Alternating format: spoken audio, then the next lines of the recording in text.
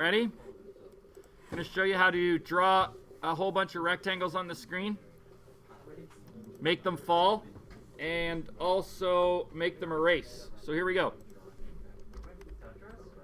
You could make Tetris doing something like this. That would be kind of complicated with the rotation and things like that. Definitely doable though. Okay, so what you want to do is make a vector, and you can make a vector of anything. You want to make a vector of rectangle shapes like that. Okay? I'm going to call mine R1. And if I put a stop there and just have a look in the debug under watches, you should see, yeah, we've done, some of you have done this, but I want to show you how to erase them as well.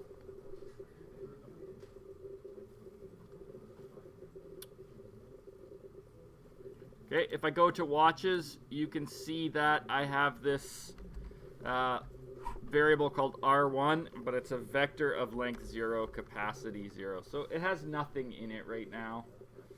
Okay. And so what I want to do is actually add something to that vector. The way you add things to vectors is you call the command on them called pushback. So R1 is the name of my vector variable. And there's a whole bunch of commands I can do to it, and there's a .begin, .size, .empty, .erase, .popback, .pushback. The one I want to use is .pushback. And we learned about that as well. What you put in the brackets is what you want to add to your vector, but it's a little more complicated because I want to add a rectangle shape. So I actually have to write the word rectangle shape. And not only that, I also have to put empty brackets in it to tell it that we'll learn about why that is later. Okay. So now, theoretically, I should have one vector, one rectangle shape in my list, hopefully. Let's look at that there on the debug watch window there. Okay, hit watches, and you can see, yes, I have a vector of length 1. And even I could even click on it and expand it, and it'll tell me a little bit of information about that one, I think. Yeah, there's the index at 0. It says it has a size of 0, 0, so it's not going to show up on the screen yet. I should probably change that. It'll tell me what color it has right now,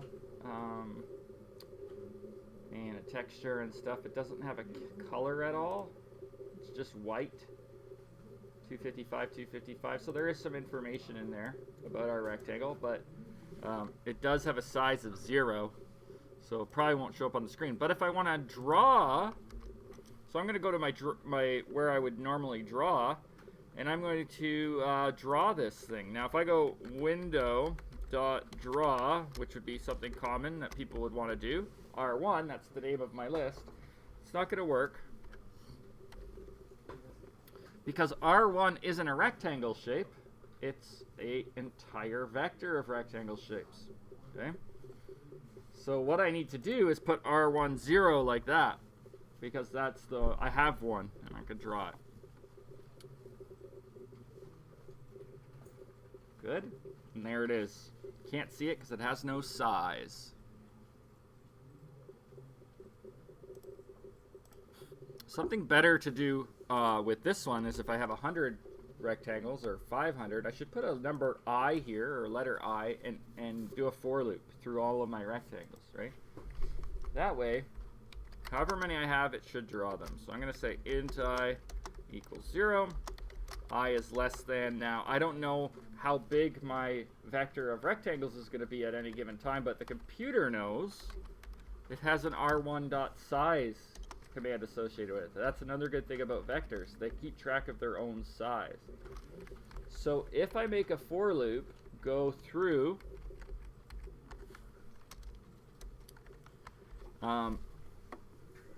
all of the rectangles in the vector, that I could draw them all. If there's 100, it'll draw 100. If there's 1,000, it'll draw 1,000. If there's 0, it'll draw 0. If there's 1, it'll draw 1.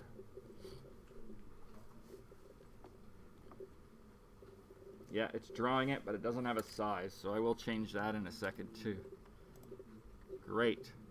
If you try to go one beyond the size, I wonder what happens. Let me run this and see if it crashes. Look at that. It doesn't even give you an error. It basically doesn't return the number 0. It returns C00005. Basically, the one problem with vectors in C++ is they don't return errors if you go out of bounds. They just crash your program because it's kind of like trying to access memory it can't get a hold of. So if you notice a crash like that, then you got to know somewhere it's trying to access a part of the vector that doesn't exist.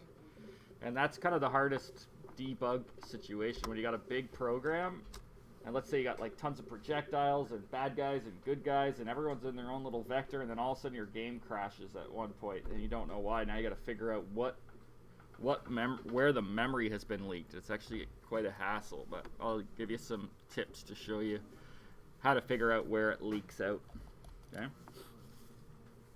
Okay, so what I was saying earlier is that this first one that I added has no size. So I could go r10.setSize and set it that way.